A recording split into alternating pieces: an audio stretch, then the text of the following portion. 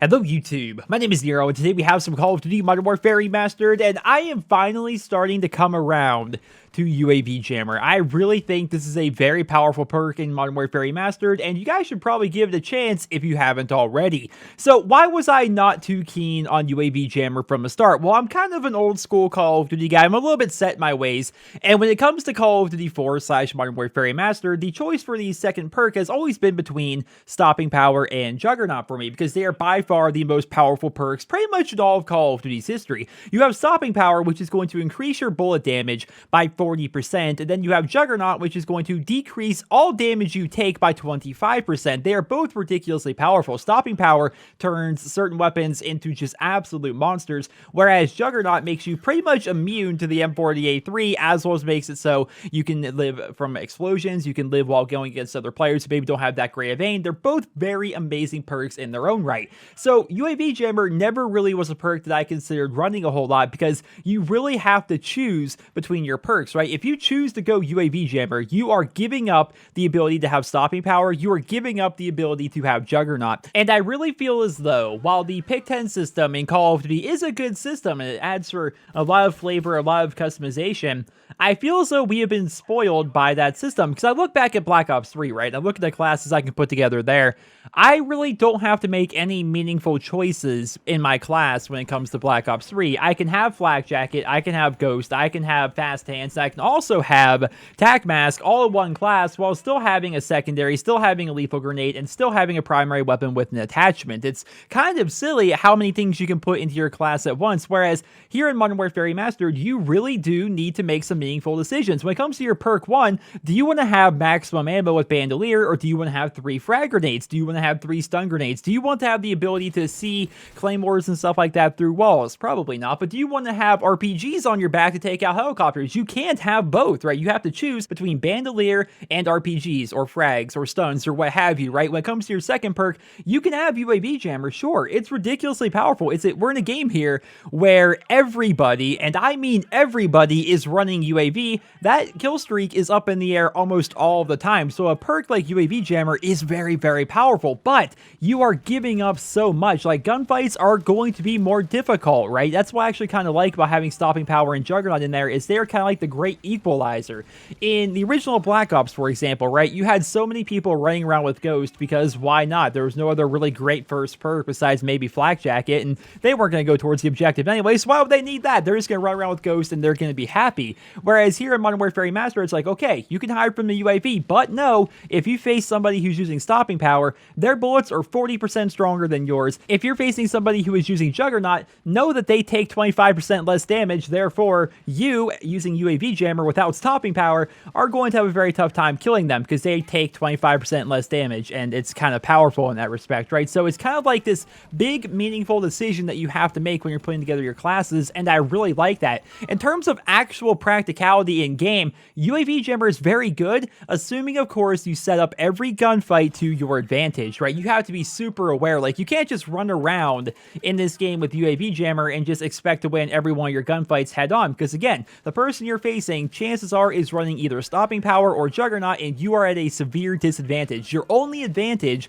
while using UAV Jammer is getting the one up on them, seeing them before they see you, and getting your first couple of shots off. Now, when it comes to actually putting together a stealth class for using UAV Jammer, I recommend a submachine gun, and I recommend a strong submachine gun. Personally, I choose between the MP5 or the P90. The 74U does just fine, you can go with that, but I typically like to run a silencer when using my stealth class. I don't want to just run around with UAV Jammer and then start shooting and appearing on the map and basically voiding the entire point of my class. So I'm going to be using a silencer, and I feel as though the silencer on the 74U just is not very good. It makes it so your hip fire is that of an assault rifle. The gun itself actually excels at like those medium ranges, and it's not that great up close per se. I mean, it's got basically the same damage as an MP5, but losing that hip fire accuracy and using the silencer, I don't like that on the 74U. For me, 74U is all always new attachments. And so when I make my stealth rushing class here, I'm going to be using a silenced MP5 or a silenced P90. Those are the best ones to go with because they're powerful, right? Like,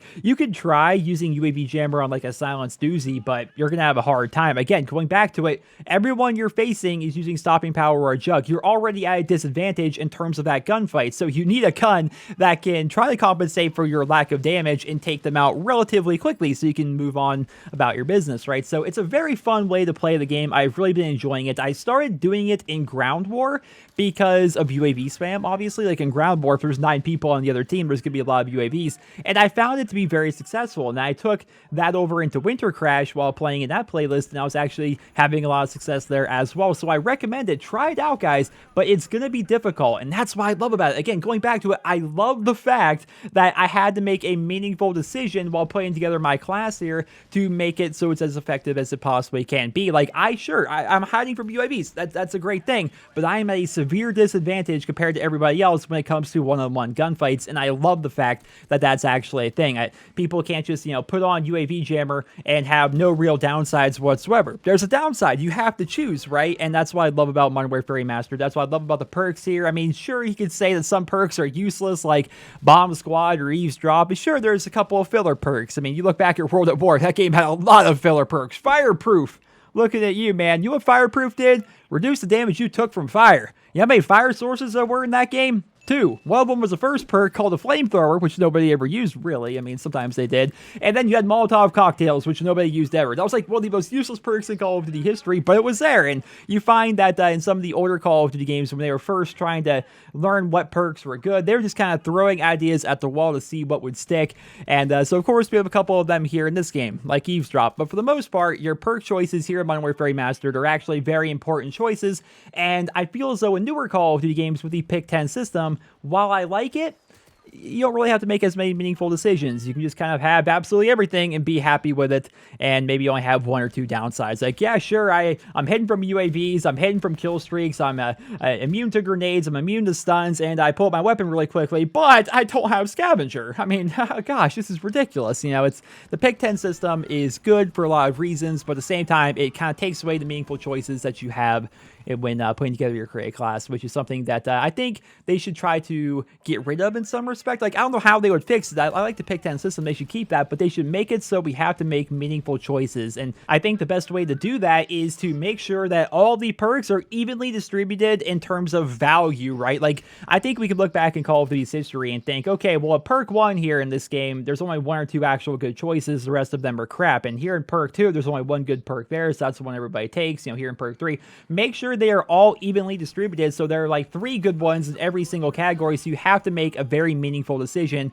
while putting together your class. I think that's best for everybody involved. But ladies and gentlemen, I hope you guys all enjoyed this video. What are your thoughts on UAV Jammer here in Modern Warfare Remastered? Have you guys been running it, and have you guys been finding success? And let me know in the comments, what is your favorite UAV Jammer class to run here in this game? I would love to hear about that. I hope you guys all enjoyed this video. Drop me a rating, and I hope you guys all have a wonderful day.